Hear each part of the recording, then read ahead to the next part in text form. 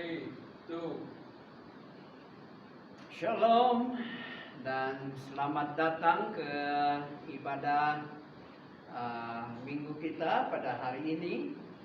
Dan saya sangat bersyukur karena kita masih diberi kesempatan untuk mendengar firman Tuhan, walaupun kita tidak dapat duduk bersama, beribadah bersama di dalam satu bilik, tetapi dengan kemudahan teknologi kita masih dapat mendengar firman Tuhan. Dan kita bersyukur pada pagi ini, kesempatan ini. Haleluya. Pagi ini saya sangat bersyukur karena dapat berkongsi firman Tuhan. Dan dalam kesempatan ini saya ingin berkhotbah dengan tajuknya bagaimana mengalami dan merasa damai Tuhan ketika pandemik ini, ya. Bagaimana kita boleh mengalami dan merasa damai Tuhan walaupun kita hidup di dalam keadaan sekarang di mana kita sedang berhadapan dengan wabah coronavirus, ya. Dan adakah mungkin, bolehkah kita sebagai orang percaya, sebagai orang Kristen dapat mengalami damai? Dan saya percaya karena Yesus sendiri berjanji di dalam firman-Nya. Kalau kita lihat di dalam Yohanes pasal 14 ayat 27, Yesus berkata, "Damai sejahtera kutinggalkan bagimu, damai sejahtera-Ku kuberikan kepadamu, dan apa yang kuberikan tidak seperti yang diberikan oleh dunia kepadamu. Janganlah gelisah dan jangan gentar hatimu." Jadi di sini Yesus telah berjanji bahwa Dia akan memberi damai kepada orang yang percaya kepadanya. Dia akan memberikan damai kepada orang yang mengikutinya. Dia akan berikan damai kepada orang yang mengandalkan, yang menyerahkan hidupnya kepadanya. Dan damai yang diberikan oleh Yesus ini bukan damai yang seperti kita terima daripada dunia. Damai yang kita terima daripada dunia itu semuanya bersifat sementara. Mungkin hanya beberapa jam, lepas itu dia hilang, kita kembali lagi kepada keadaan yang sebelum itu. Tetapi damai yang diberikan oleh Yesus itu adalah damai daripada surga. Dan itulah damai yang senantiasa memberikan kita kekuatan, kesegaran setiap hari. Haleluya, puji Tuhan. Jadi pada pagi ini saya mendorong kita semua, mari kita belajar bagaimana kita boleh mengalami dan mendapatkan damai ini daripada Yesus. Nah, masa pandemik ini ada dua hal yang kita sedang hadapi, dua krisis, dua masalah besar yang kita hadapi. Satu ialah masalah ekonomi dan yang kedua adalah masalah keuangan. Dan dia masalah sosial. Nah, dari segi ekonomi, apa yang terjadi adalah apabila pendapatan negara turun, banyak serikat terpaksa tutup karena kerugian, dan ini mengakibatkan banyak pekerjaan terpaksa dikurangkan. Dan apabila pekerjaan dikurangkan, ada ramai orang kekurangan dan tidak ada pekerjaan dan kekurangan keuangan. Dan ini akan mengakibatkan masalah kepada pribadi dan masalah keluarga. Dan juga dari segi sosial, apa yang kita sedang hadapi sekarang, PKP, di mana kita tidak dibenarkan untuk keluar menjalankan kehidupan kita seperti biasa. Ya, ada banyak yang dilarang sekarang, di mana kita tidak boleh seperti dahulu berinteraksi bebas seperti dahulu. Dan inilah yang mengakibatkan ada banyak orang tertekan, ada ramai orang yang mengalami masalah mental. Ketua umum ataupun ketua pengarah WHO yaitu World Health Organization, yaitu Dr. Tedros Ghebreyesus. Dia sendiri mengatakan bahwa kegelisahan dan ketakutan yang disebabkan oleh jenis baru corona ini memberi kesan negatif terhadap kesehatan mental berjuta-juta orang. Menurut kajian mereka, ada ramai orang disebabkan oleh pandemik ini, ada ramai orang yang mengalami masalah mental, masalah kesehatan mental, sepertinya depresi, tekanan, ketakutan yang melampau, kegelisahan yang berlebih-lebihan, sehingga mereka hilang keyakinan, mereka hilang harapan, mereka akhirnya mencari penyelesaian sementara. Mereka, apa yang mereka lakukan? Mereka coba menghilangkan, coba melupakan apa yang mereka sedang kesakitan, kesengsaraan yang mereka sedang hadapi. Dengan cara apa? Minum alkohol. Kadang-kadang ada ramai yang merasa tidak ada lagi masa depan, mereka membunuh diri. Dan ini semua adalah simptom ataupun tanda masalah mental. Ini semua terjadi karena mereka tidak ada damai. Mereka tidak ada kekuatan dalaman untuk terus meneruskan, untuk meneruskan hidup. Mereka dipenuhi dengan ketakutan, kegelisahan, sehingga mereka tidak dapat melihat terang, tidak dapat melihat masa depan di dalam kehidupan mereka.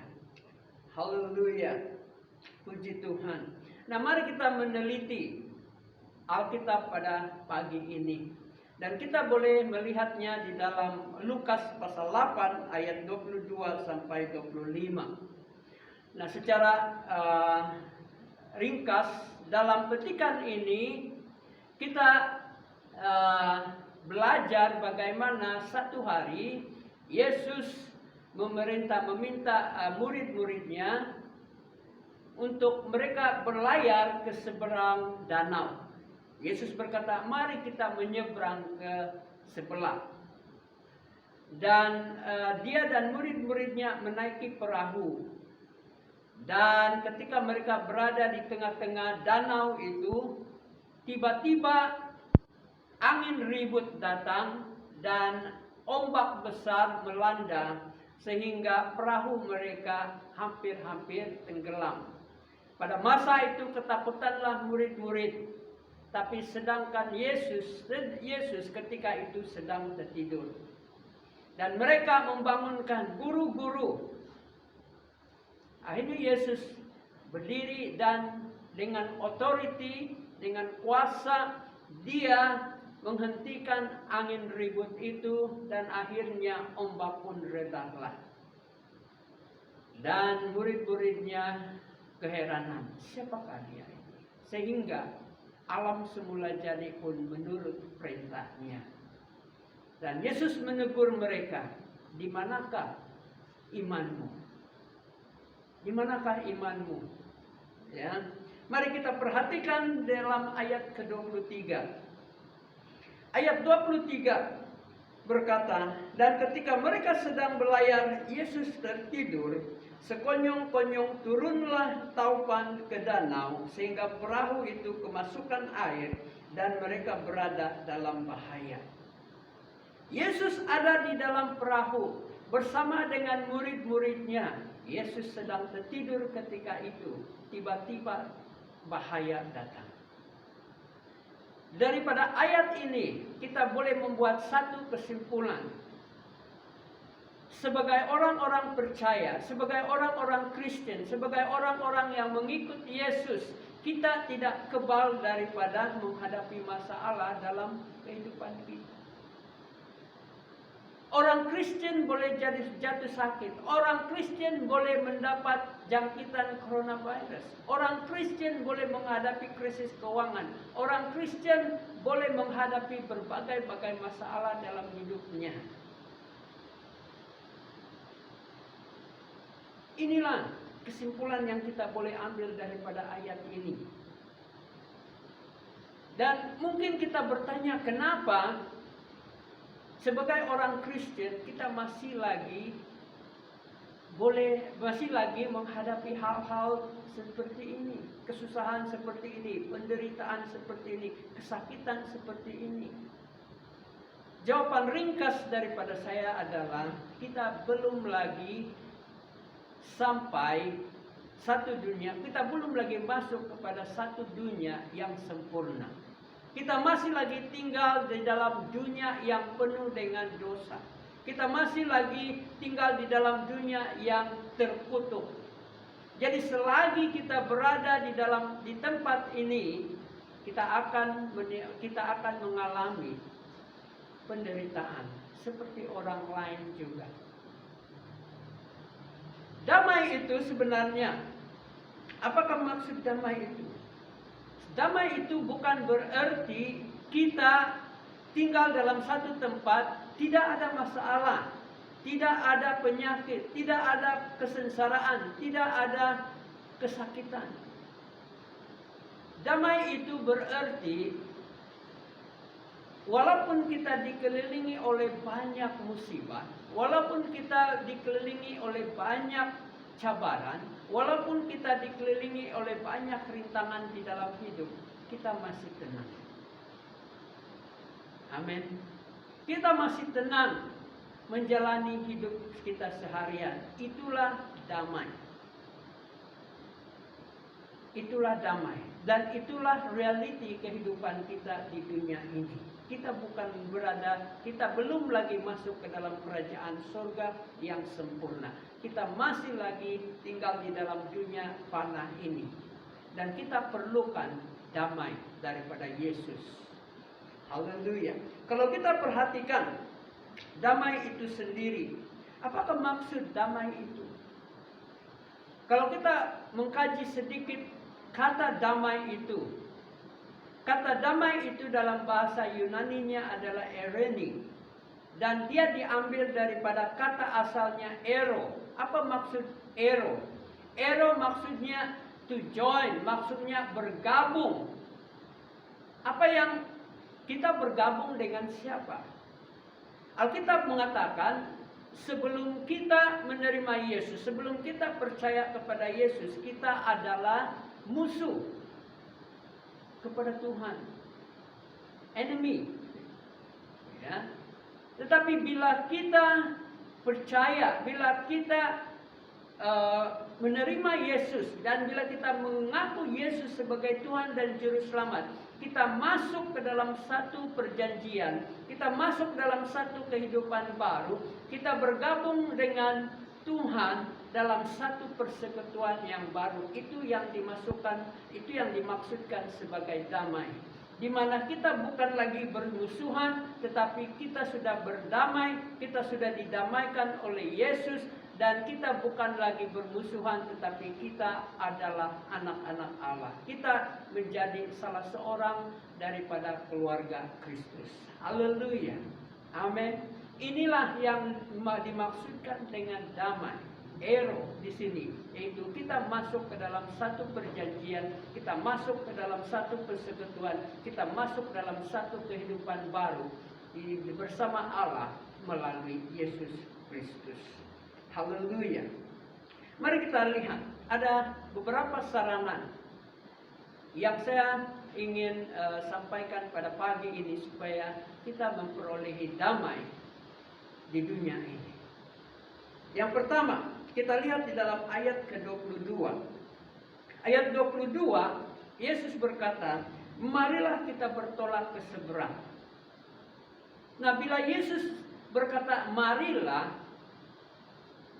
di akhir cerita ini kita tahu mereka selamat. Walaupun di pertengahan itu mereka menghadapi badai, tetapi akhirnya mereka selamat. Jadi yang pertama, saranan pertama saya adalah marilah kita makan makanan rohani setiap hari. Makan firman Tuhan setiap masa. Mari kita jangan saja memberi makan kepada jasmani, tetapi jangan lupa memberi makan kepada rohani kita. Yesus pernah berkata ketika dia dicobai di padang gurun oleh si iblis. Iblis berkata, kalau engkau anak Allah, jadikan, tukarlah batu-batu ini menjadi roti. Tetapi Yesus menjawab, manusia hidup bukan dengan roti sahaja, tetapi dari setiap firman yang keluar daripada mulut Allah. Jadi dari sini kita boleh pelajari. Kita bukan saja perlukan makanan jasmani, kita perlu juga makanan rohani. Haleluya. Amin. Mungkin kita bertanya, bagaimana itu boleh? Bagaimana firman Allah boleh memberikan kita damai? Nah, di dalam Alkitab ada banyak ayat-ayat yang boleh mendorong, boleh menolong kita, boleh memberi kekuatan kepada kita setiap hari. Contohnya, ketika kita merasa tiada masa depan, ya mungkin ada juga yang melihat sekarang wabah ini belum ada vaksinnya. Jadi mungkin tahun depan pun kita keadaan kita masih lagi susah. Tetapi bila kita membaca firman Tuhan di dalam Yeremia pasal 29 ayat 11, Allah berfirman, aku punya rancangan yang baik. Rancangan yang bukan mencelakakan, tetapi rancangan yang memberikan kebaikan untuk kamu semua. Jadi bila kita dengar firman ini, kita dikuatkan. Ini hanya sementara. Tuhan punya rancangan yang lebih baik dalam hidup kita. Dan ketika kita keterletihan, terutama frontliners kita, setiap hari mereka berdepan dengan virus ini, mereka berada di barisan hadapan kita, mereka letih, mereka banyak mengorbankan masa mereka. Dan ketika mereka keletihan, Alkitab berkata, marilah kepadaku, kamu yang letih lesu, dan aku akan memberikan kelegaan kepada kamu. Ini semua tertulis dalam firman Tuhan. Dan inilah yang memberikan kita kekuatan. Begitu juga ketika kita sakit. Firman Allah berkata, kalau ada di antara kamu yang sakit, panggillah para pemimpin di gereja, dan mereka akan menumpangkan tangan kepada kamu, mengurapi kamu dengan minyak, kamu akan disembuhkan. Janji daripada firman Tuhan. Begitu juga ketika kita tidak mampu, ketika kita rasa lemah, Alkitab berkata, di dalam Kristus segala perkara dapat kutanggung di dalam Kristus yang memberikan kemampuan, kekuatan kepadaku. Ada banyak firman Tuhan, ayat-ayat di dalam Alkitab yang boleh mendorong kita, boleh memberikan kita kekuatan, boleh memberikan kita pengharapan setiap hari. Ketika kita rasa kesunyian, ketika kita rasa kita bersendirian menghadapi kehidupan, firman Allah berkata, aku tidak sekali-sekali meninggalkan kamu. Aku tidak sekali-sekali melupakan kamu. Akulah penolongmu. Begitu juga ketika kita rasa bersalah karena kita berdosa atau kita melakukan sesuatu yang dilarang. Firman Allah berkata, jika kamu mengaku dosa kamu, Allah kita adalah adil dan setia. Dia akan mengampuni segala dosa dan kesalahan kita. Begitu juga ketika kita rasa kita kekurangan keuangan. Firman Allah berkata, Tuhan adalah gembalaku, aku tidak akan kekurangan. Pastinya akan ada mukjizat terjadi. Haleluya. Amin. Begitu juga ketika kita rasa usaha kita, rancangan kita tidak menjadi, apa yang kita lakukan semuanya sepertinya sia-sia. Tetapi firman Tuhan berkata, segala perkara yang akan mendatangkan kebaikan, Tuhan akan melakukan, Tuhan akan mengubah. Segala perkara akan mendatangkan kebaikan kepada orang yang mengasihinya. Haleluya, dalam Roma 8 ayat 28. Jadi dari sini, bila kita ada firman Tuhan, kita akan dikuatkan, kita akan didorong, kita akan diberi pengharapan, kita akan diperbaharui di dalam kehidupan. Dan inilah yang memberikan kita kekuatan, damai sejahtera, pengharapan. Haleluya. Nah, yang kedua adalah mari, selain daripada mendengar firman Tuhan setiap hari, mari kita tetap percaya bahwa Tuhan Allah yang kita sembah itu adalah Tuhan Allah yang berkuasa dan berdaulat. Ya, mari kita berpegang dan percaya bahwa Tuhan Allah berkuasa, berdaulat dan penuh kasih. Kalau kita lihat di dalam ayat ke-24, di mana Yesus akhirnya dia berdiri, dia bangun dan berdiri, dan dia mengherdik ribut itu. Ribut itu berhenti dan ombak pun reda. Dia punya kuasa. Sehingga murid-muridnya heran, siapakah gerangannya orang ini sehingga ribut dan badai, ombak pun menurut perintahnya. Baru mereka melihat. Sebelum itu mereka hanya melihat Yesus sebagai seorang guru. Tetapi bila Yesus melakukan mukjizat ini, baru mereka sadar bahwa Yesus adalah Tuhan. Dia berkuasa ke atas alam semula jadi juga. Dan Ayub sadar akan kedaulatan Tuhan. Ketika dia hilang segala-galanya, termasuk anaknya, akhirnya dia mengatakan, dengan telanjang aku keluar dari kandungan ibuku, dengan telanjang juga aku akan kembali ke dalamnya. Tuhan yang memberi, Tuhan yang mengambil, terpujilah nama Tuhan. Haleluya. Inilah satu firman Tuhan yang mengingatkan kita akan kedaulatan, akan kekuasaan Tuhan.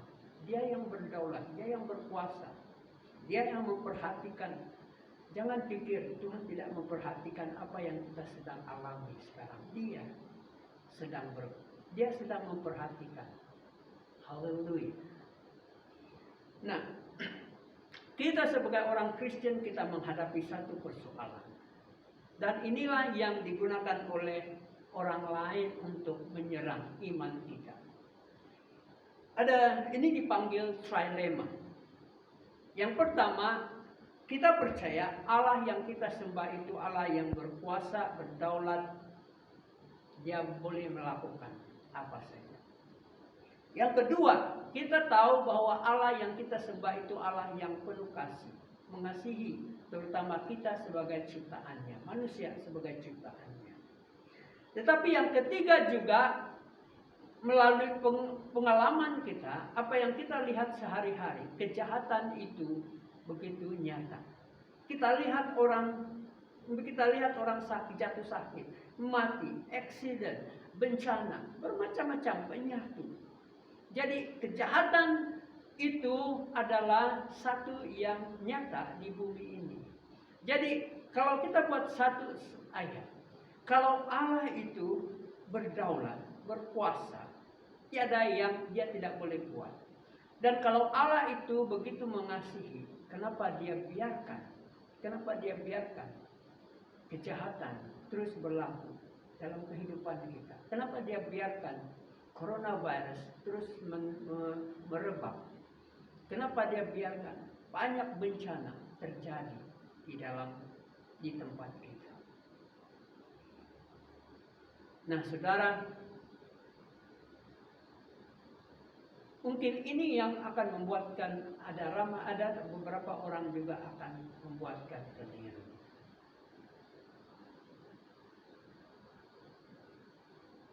Tetapi saya ingin katakan di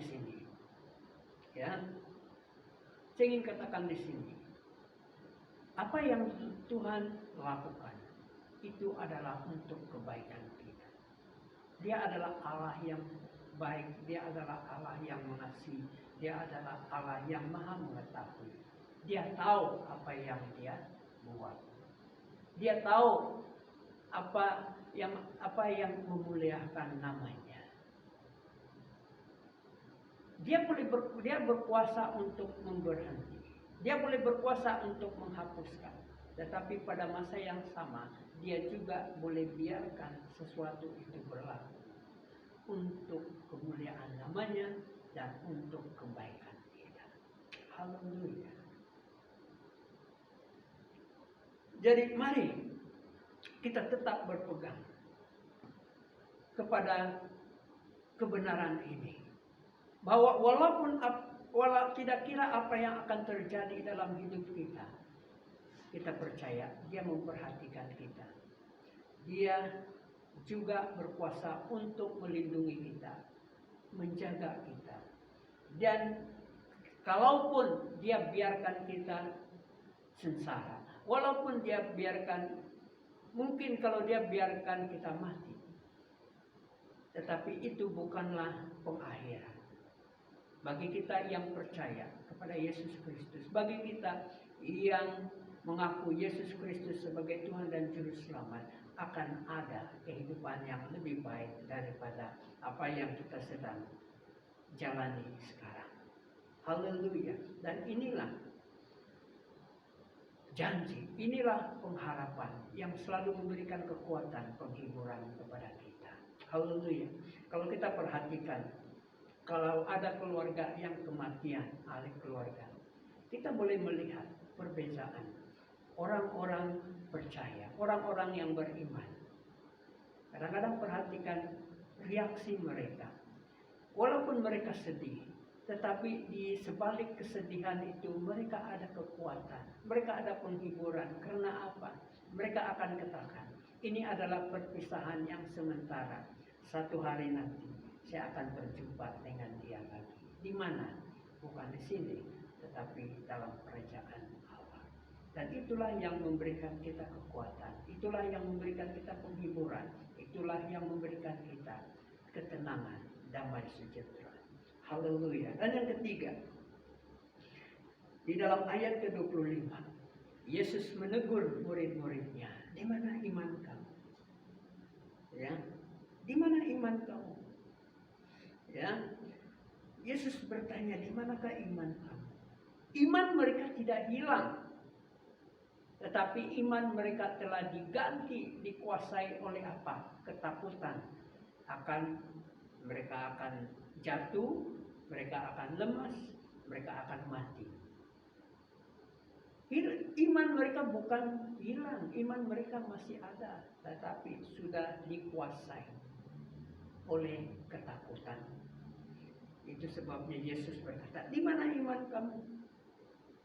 Aku ada di sini, aku cuma tidur. Dan kamu sudah hilang iman kamu. Kamu sudah hilang, sudah dikuasai oleh ketakutan. Dan di mana mereka lebih fokus kepada ribut, kepada ombak daripada Yesus yang ada di situ. Dan begitu juga dengan kehidupan kita seharian.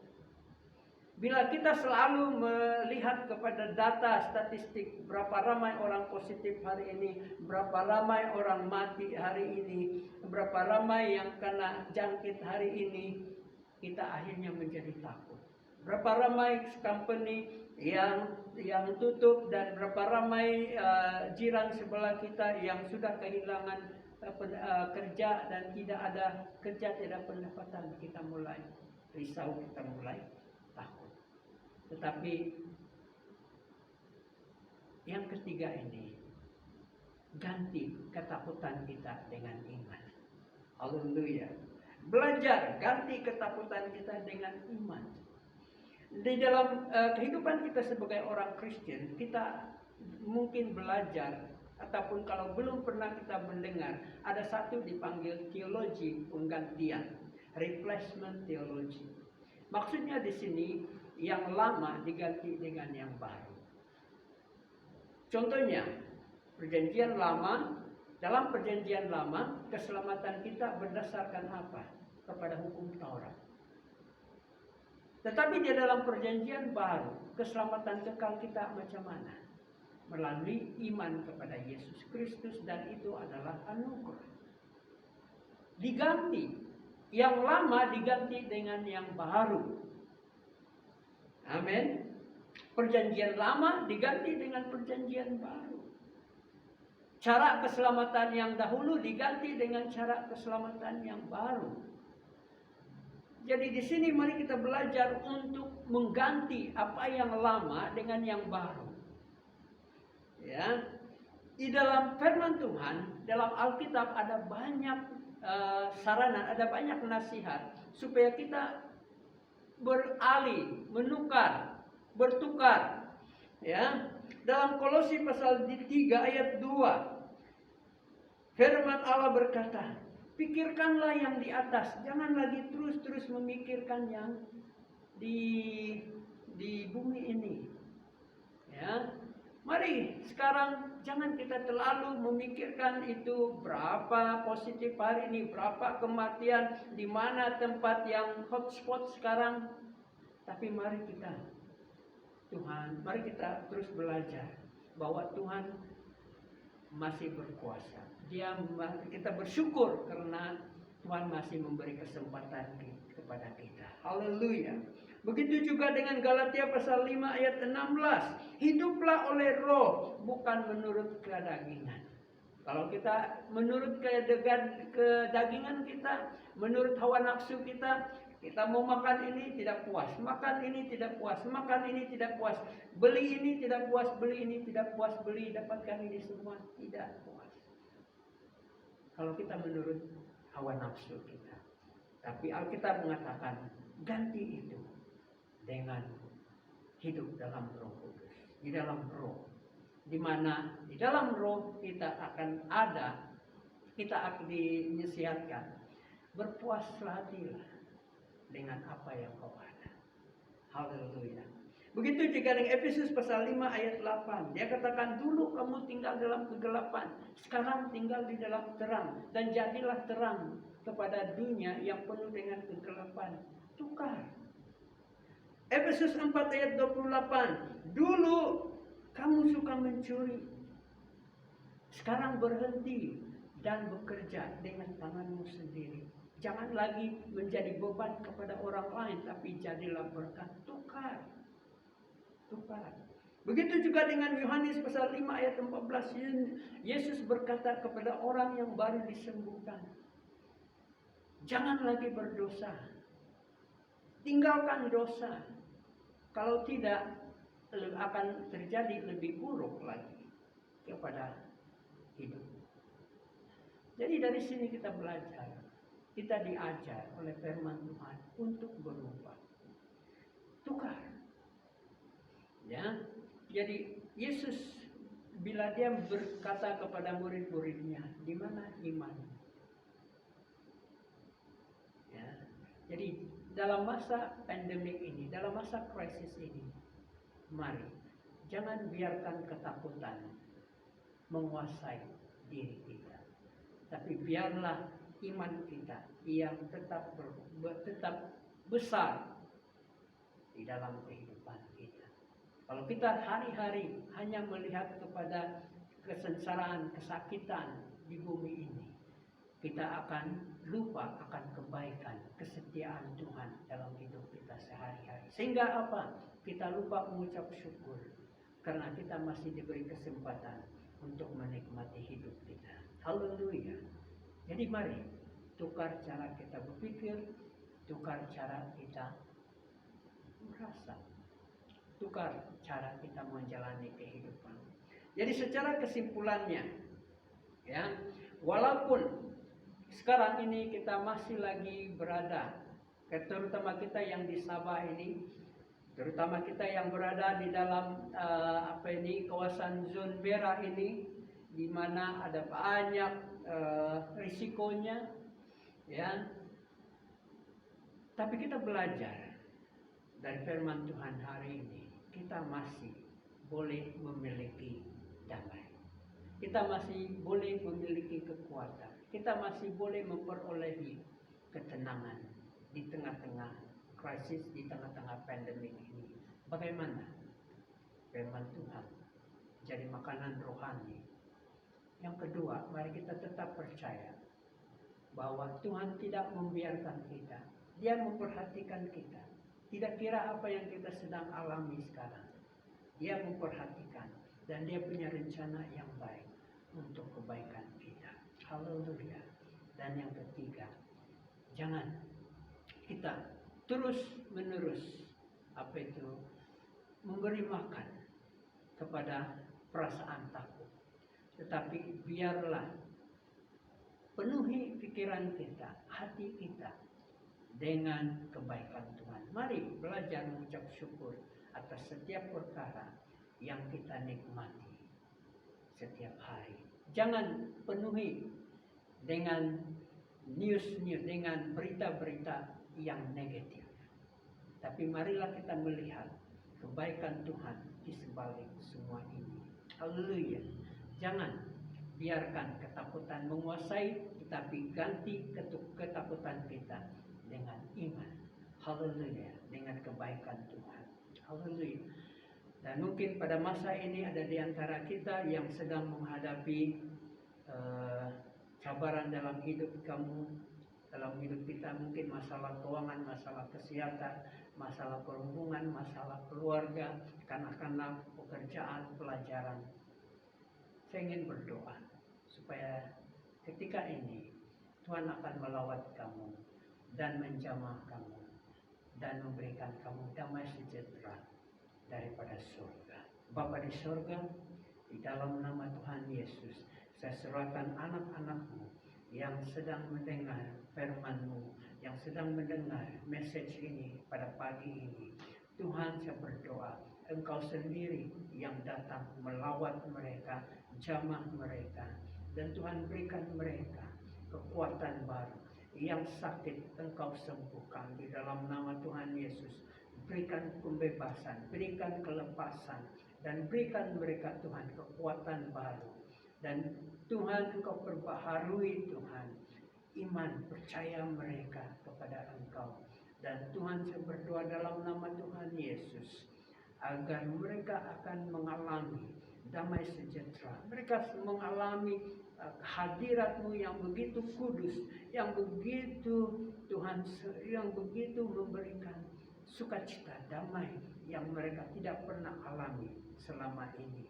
Haleluya, terpujilah nama-Mu. Berkat-Mu Tuhan akan terus mencurah, akan terus dicurahkan di dalam kehidupan mereka. Mereka akan diberi kekuatan untuk berkemenangan dalam kehidupan mereka seharian. Terpujilah nama-Mu.